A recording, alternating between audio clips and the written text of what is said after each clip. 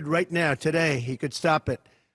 But he's not. They're destroying our country. Our country is in very bad shape. And they're very much against me saying these things.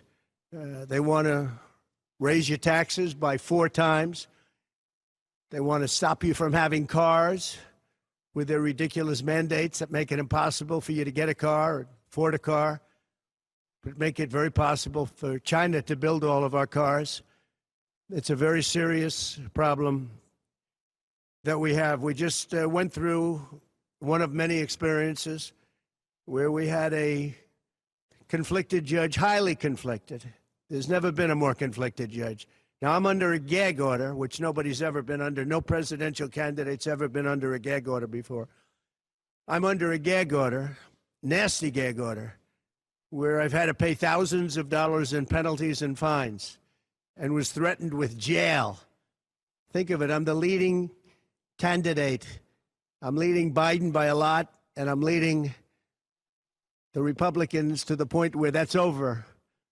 So I'm the leading person for president, and I'm under a gag order by a man that can't put 2 sentences together, given by a court. And they are in total conjunction with the White House and the DOJ, just so you understand. This is all done by Biden and his people. And maybe his people more importantly. I don't know if Biden knows too much about it, because I don't know if he knows about anything. But he's nevertheless the president, so we have to use his name. And this is done by Washington, and nobody's ever seen anything like it. So we have a judge who's highly conflicted. You know what the confliction is. Nobody wants to write about it, and I'm not allowed to talk about it. If I do, he said, I get put in jail.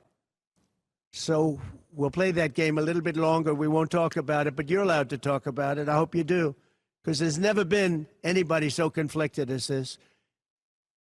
As far as the trial itself, it was very unfair.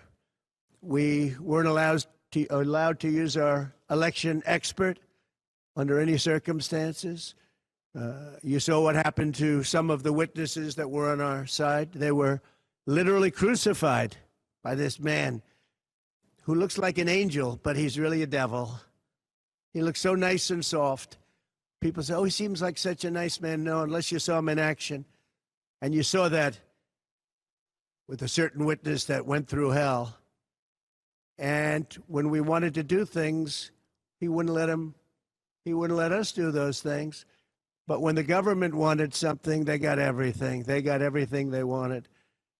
It was a rigged trial. We wanted a venue change where we could have a fair trial. We didn't get it. We wanted a judge change. We wanted a judge that wasn't conflicted. And obviously he didn't do that. Nobody's ever seen anything like it. We had a DA who was a failed DA. Crime is rampant in New York, violent crime. That's what he's really supposed to be looking at. Crime is rampant in New York. Yesterday in McDonald's, you had a man hitting him up with machetes, a machete. Whoever can imagine even a machete being wielded in a store, in a place where they're eating, and he's going rampant. And Bragg is down watching a trial on what they call crimes.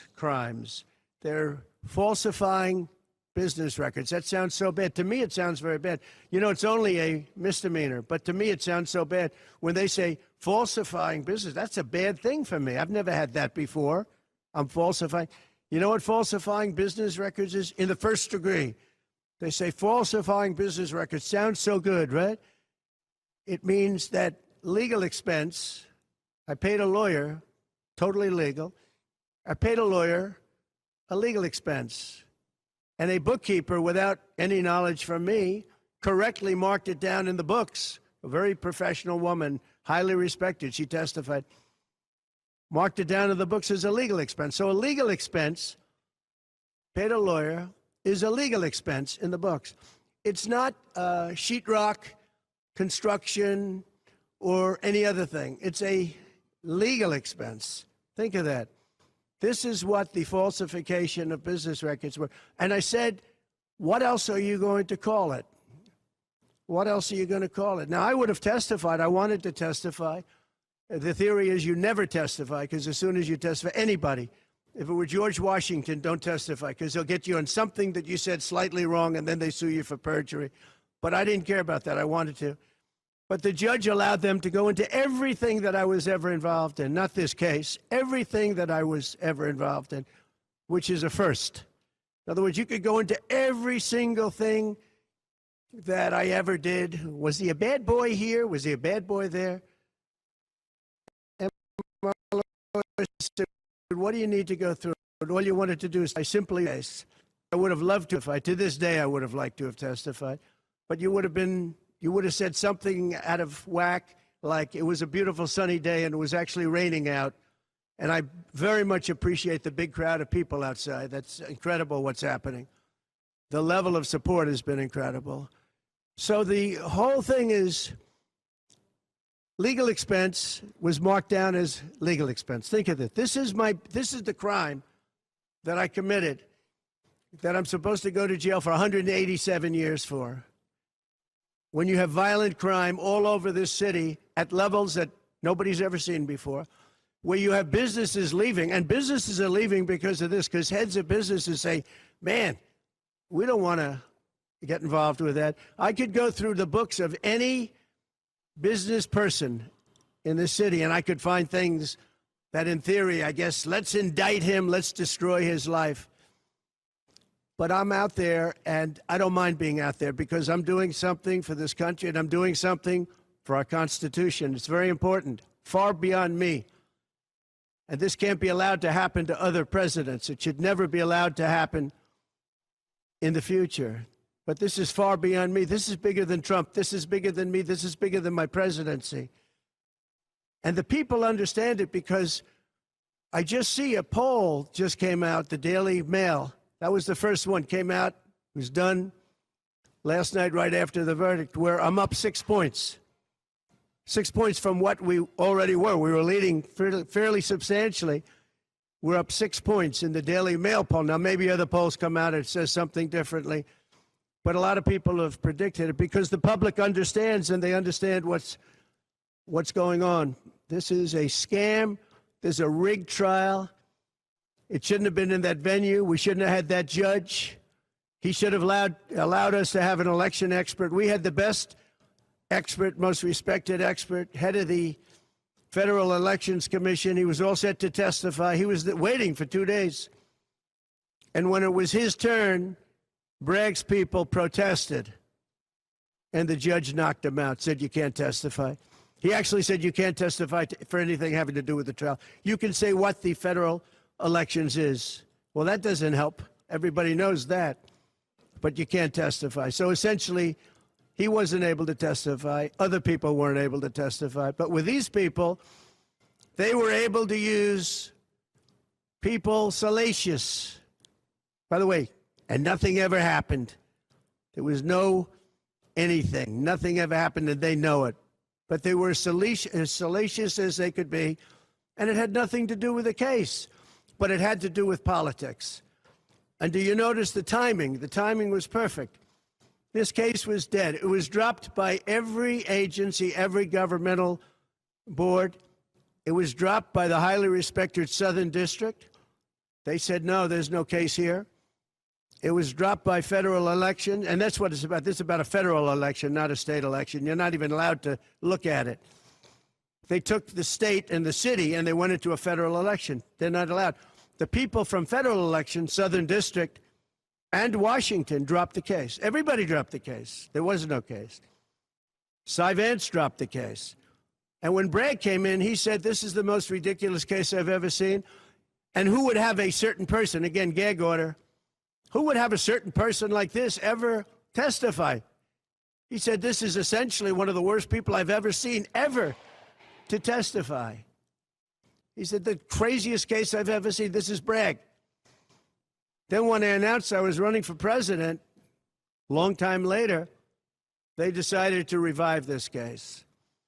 And they got a judge, Judge Marchand, who was responsible for another case that was also brought. It destroyed the life of a very good man, by the way. Destroyed the life of a very good man. who went to prison once, and then they just put him in prison again because they said he lied. He didn't lie. I looked at the statements he made. In fact, he didn't remember something, and they put him in jail. Again, they've destroyed him. With me for many years, he was an honorable person. He was an honest man. And if you look at what he did, supposedly, it never happened. There's never been anything like this. Over the education of his grandchildren. Over, he didn't report that he had a car or 2 cars on his income. I don't know. I wonder how many people here have cars. I wonder how many people said, oh, gee, I have a car that's worth X dollars. How do you even figure it? And I guess you do have to report it, but I would say probably almost nobody does. Nobody even thinks about it. They put this man, they destroyed this man, but they put him in jail again because they didn't want him to testify. They didn't want him to testify. That's why he went to jail. They put him in jail twice. He's 77 years old. Now, normally I'd say that's an old guy, but I don't feel 77. Nobody ever says that about me. I'd like them to say, gee, we have to have a little sorrow for this man, because they just don't say that about me, but maybe I'm better off that way. I think I'm probably better off that way. But they put him in jail twice. And you have to see what they put him in jail. And he was threatened by the judge. This man was told, you're going to get 15 years in jail if you don't give up Trump. And he was told that. You're going to get 15 years in jail. And he made a plea deal because he didn't want to spend the rest of his life. And he was told that viciously. We're living in a fascist state. He was told that viciously. So you can go to jail for 4 months, 5 months, or you can get 15 years in jail. So do a plea. Almost who wouldn't do that plea? Everyone does those pleas. It's a horrible thing. There's a whole group of lawyers that fight that. It's so unfair. It's so unfair. But they destroyed his life. So many other things. You look at Southern District didn't want to bring the case. Nobody wanted to bring the case. And then you know who didn't want to bring the case? Most of all is Bragg. Bragg didn't want to bring it. But then he brought it. And they tried to make it a different case. They didn't say legal expense equal legal expense. Again, if I wrote down and paid a lawyer, and by the way, this was a highly qualified lawyer. Now, I'm not allowed to use his name because of the gag order. But, you know, he's a sleazebag. Everybody knows that. Took me a while to find out. But he was effective. He did work. But he wasn't a fixer. He was a lawyer. You know, they like to use the word fixer. He wasn't a fixer. He was a lawyer. At the time, he was a fully accredited lawyer. Now, he got into trouble not because of me. He got into trouble because he made outside deals, and he had something to do with tips and medallions, and he borrowed money. And that's why and then he played 3 elections. And as soon as I saw that, I said, I wonder why he did that. He pled. He took a deal. Now, he took a deal because he wanted to get off. In other words, I'll take a plea deal, and I want to get off. And he wanted to make a deal with the Southern District. And they wrote the worst report I think I've ever seen on any human being, other than the report that was written on James Comey by the Inspector General, a very great Inspector General, actually, wrote a report that was so bad. This one was possibly worse. The Southern District, the judge didn't let us use it. He said, it's hearsay. I said, it's not hearsay. Wouldn't let us use it. This is about the man. But he got in trouble for a very simple reason, because he was involved with borrowing a lot of money, and he did something with the banks. I don't know if it's defrauded the banks, but something happened. You guys know what it is. And then in addition to that, he gave up on 3 things where he wasn't guilty. In fact, they were going to testify in that. The head of the FEC, the Brad Smith, the election expert, #1 rated in the country, who was going to testify. He took a plea on 3 things. He just added them in because that gave him more bargaining power with respect to me. But the 3 things that he pled on, having to do with the election and having to do essentially a little bit with me, they weren't crimes. They weren't crimes. nor is paying money under an NDA. So we have an NDA, non-disclosure agreement. It's a big deal, a non-disclosure agreement. Totally honorable, totally good, totally accepted. Everybody has them. Every company has non-disclosure agreements. But the press called it slush fund and all sorts of other things. Hush money, hush money. It's not hush money. It's called a non-disclosure agreement. And most of the people in this room have a non-disclosure agreement with their company. It's a disgrace. So it's not hush money. It's a non-disclosure agreement, totally legal, totally common. Everyone has it. And what happened is he signed a non-disclosure agreement with this person, I guess other people, but it's totally honest. You're allowed to make the payment. You don't have to make it. You can make it any way you want. It's a non-disclosure agreement. And he signed that. And there was nothing wrong with signing it. And this should have been a non-case. And everybody said it was a non-case, including Bragg. Bragg said, until I ran for office. And then they saw the polls. I was leading the Republicans. I was leading the Democrats. I was leading everybody. And all of a sudden, they brought it back. It's a very sad thing that's happening in our country. And it's a thing that I'm honored. In a way, I'm honored. It's not that it's pleasant. It's very bad for family. It's very bad for friends and businesses. But I'm honored to be involved in it because somebody has to do it. And I might as well keep going and be the one.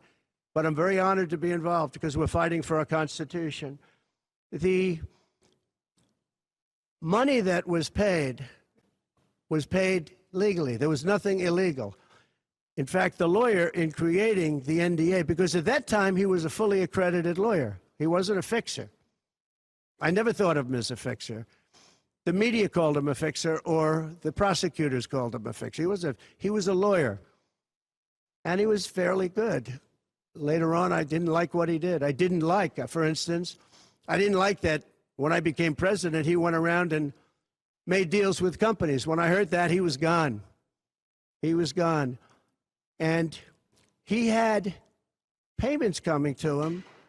And a lot of this involved things that are very simple. There was nothing wrong. This was standard stuff, all standard stuff. Everything involved was standard. There was no crime here.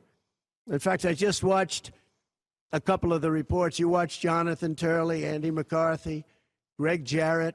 You look at all of these people, Mark Levin, all very talented people, great people, many more. And they don't know me, essentially. They don't know me. They're legal scholars and experts. But I look at them. I watched Turley this morning saying, there's no crime here. Everybody says there's no crime here, except for this DA that's got the city out of control with crime. It's absolutely out of control. So we have an NDA that was signed. We have legal expenses. And here's the thing on legal expenses. You have 100 where they say, they do a charge. I just recorded this out. Falsification of business records in the first degree. It sounds so bad. I said, wow. And even my own lawyers, I get very upset with them because they don't say what it is. They say, well, falsification of legal records is only a felony. Well, that's a lot. It's only they say a misdemeanor. But they try and bring it up to a felony if there's two crimes. They have all these different things. The other thing is they missed the statute of limitations by a lot. Because this was very old. They could have brought this 7 years ago instead of bringing it right in the middle of the election. So they missed the statute of limitations. They did everything. Now, let me give you the good news. The good news is, last night, we just got a report this morning, in the history of politics, I believe, maybe I'm wrong, somebody will find that I'm wrong, maybe, but I don't think so. They raised with small money donors, meaning like $21, $42, $53, $38, a record $39 million in about a 10-hour period. No, think of that. I like those people.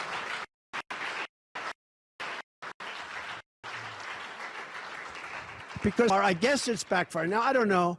I'd rather not have it happen. I don't want to have it backfiring. I don't want to win this thing legitimately, not because they were stupid and did things that they shouldn't be doing. They shouldn't have brought this case. They were saying it this morning. This is a case that should not have been brought. I watched Andy McCarthy say this is a case that should not have been brought. And that was this morning. But they all say that. Every legal scholar has said it. And these are great people. They really understand the law. The other thing, a poll just came out. The first poll, I don't know, maybe others will be bad. But a poll just came out a little while ago. The Daily Mail. Does anybody read the Daily Mail? It's very good. They have a good poll. At least I like it today. And the Daily Mail just came out with a poll, and it has Trump up 6 points in the last 12 hours. 6 points. 6 points since this happened. Who thought this could happen? Because the people of our country know it's a hoax. They know it's a hoax. They get it. You know, they're really smart, and it's really something. So we're going to be appealing this scam. We're going to be appealing it on many different things. He wouldn't allow us to have witnesses. He wouldn't allow us to talk. He wouldn't allow us to do anything. The judge was a tyrant. And you got to see that with Bob Costello, a fine man. I've never seen anything like it. And neither has anybody that was in that courthouse where he demanded that the courthouse be cleared. Now, the good news is most of the people in the courthouse were the media. And anybody that was in the media, if you're fair, you'll say, wow, that was anger. That was crazed. He was crazed.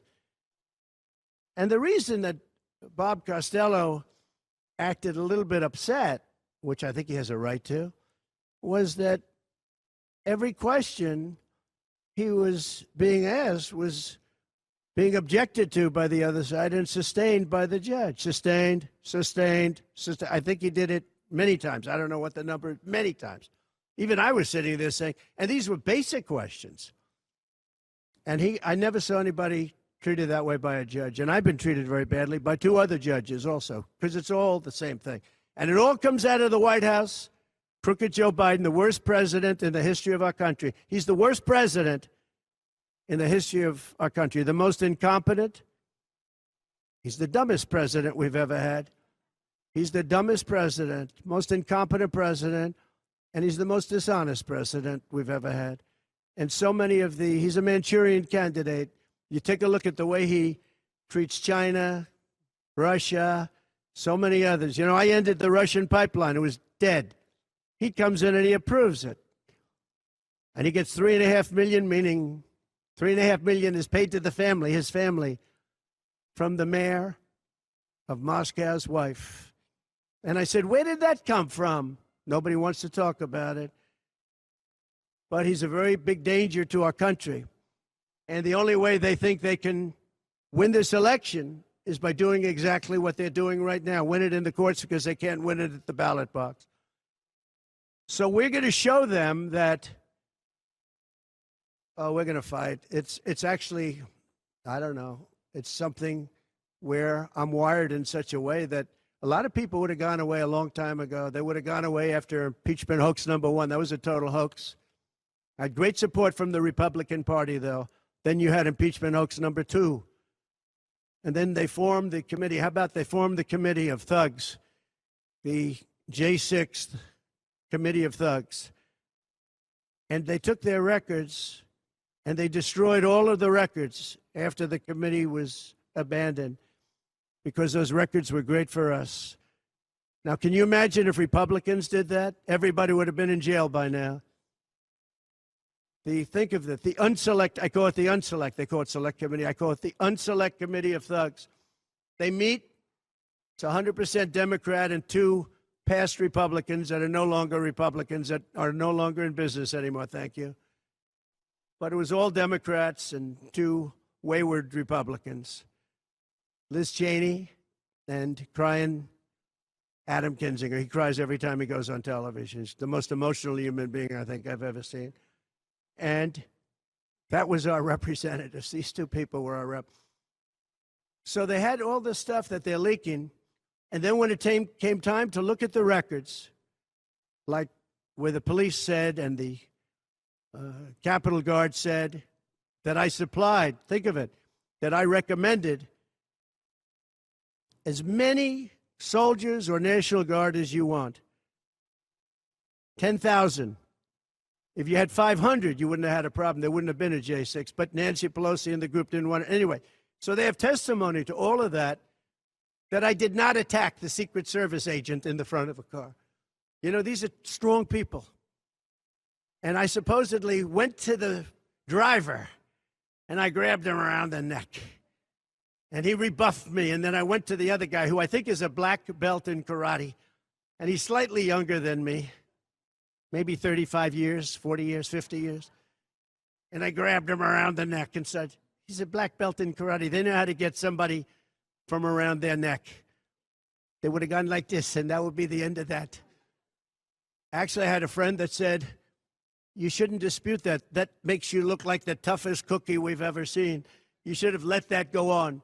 But the fact is, it never happened. It was all made up. And that was proven to be made up. It proved to be a false story. And they deleted and destroyed all of that information, every ounce of it. We're dealing with a corrupt government. We have a corrupt country. Our elections are corrupt. Our borders are open. Our borders are going to be closed very soon. November 5th is going to be the most important day in the history of our country. Now, when I say that, because my people are always saying, do this, because we're fighting for America, DonaldJTrump.com. I hope everybody watching right now, DonaldJTrump.com, because it really makes a difference. They have a lot of money on the other side. I don't know where they get it. Nobody knows where they get it. But for some reason, they get money. But they're not on the side of our country. In many ways, I think they hate our country. Who on earth can want open borders where people are allowed to pour in from countries unknown, from places unknown, from languages that we haven't even heard of? We have people sitting in schools with languages where very few people have ever even heard of these languages. It's not like Spanish or French or Russian. Languages unknown. We have people coming from corners of the globe, and many of them are not good people. Many terrorists, record levels of terrorism, record levels of terrorists have come into our country. Record. They've never seen anything like it. You know, there was a report that in 2019, I don't believe this, by the way, the media gave it, and it was good for me, believe it or not. They said in 2019, there were no terrorists recorded that came into our country. I don't believe that. I don't think that's possible. But 2019 was a Trump year. I don't believe that that could be possible. But they said no terrorists came into our country. So let's say it was close. Let's say it was close. But now record levels of terrorists, record levels, the highest level we've ever seen of terrorists are pouring into our country. You have China with just in the last few months, 29,000 people came in, and I looked at them on a line, and they look like perfect soldiers. They're almost all male, from 19 to 25. It looks like a recruiting exercise. They have beautiful tents. They have propane stoves. They have cell phones, the best you can buy. I said, what's going on? It looks like they're building an army right in our country. Now, I don't think that would happen, right? We're losing our country. And I really think that this is an event, what took place yesterday with this judge. Look, we have conflicted, but he's a crooked judge, and you'll understand that. And I say that knowing that it's very dangerous for me to say that, and I don't mind, because I'm willing to do whatever I have to do to save our country and to save our Constitution. I don't mind.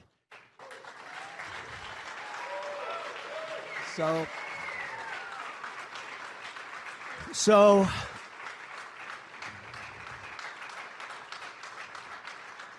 thank you. So we will continue the fight. We're going to make America great again. Very simple. When people fight MAGA. They say, we're going to fight. I watch Biden. We're going to fight MAGA. We're going to stop MAGA. It's make America great again. That's all it is. MAGA. Make America great again. Our country's in serious trouble. We owe $36 trillion. We were energy independent for the first time ever, and now we're begging Venezuela for oil. One statistic you have to hear.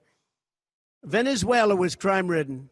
Caracas, the cities, crime-ridden. 2 years ago, 3 years ago. They just reported a 72% drop in crime in the last year because all of their criminals, most of them, and the rest are coming in now, the ones that didn't come in. In Venezuela, their prisons have been emptied into the United States. Their criminals and drug dealers have been taken out of the cities and brought into the United States. And that's true with many other countries. The Congo has just released a lot of people from jail. Congo, Africa, just released a lot of people from their prisons and jails and brought them into the United States of America. This is what's happening to our country, and it's not sustainable by anyone. Little things like our kids can't have a Little League game anymore because you have tents and you have migrants living on the fields. That's the least of it. People are taking over our luxury hotels, migrants, and yet our veterans, our great veterans, are living on the streets. Like dogs, they're living on the streets. But migrants are living in luxury hotels in cities all over our country, run by Democrats. So it's my honor to be doing this. It really is. It's a very unpleasant thing, to be honest. But it's a great, great honor. We're gonna do what I have to do. I'm going to do it. And the support has been, that's why I mentioned the number of $39 million. That's why I mentioned we're up 6 points. And we went up a lot over the last month because everybody saw it was a rigged deal. It was a rigged trial. But we're going to make America great again. We're going to make it better than ever before. November 5th, remember, November 5th is the most important day in the history of our country. Thank you very much, everybody. President Trump.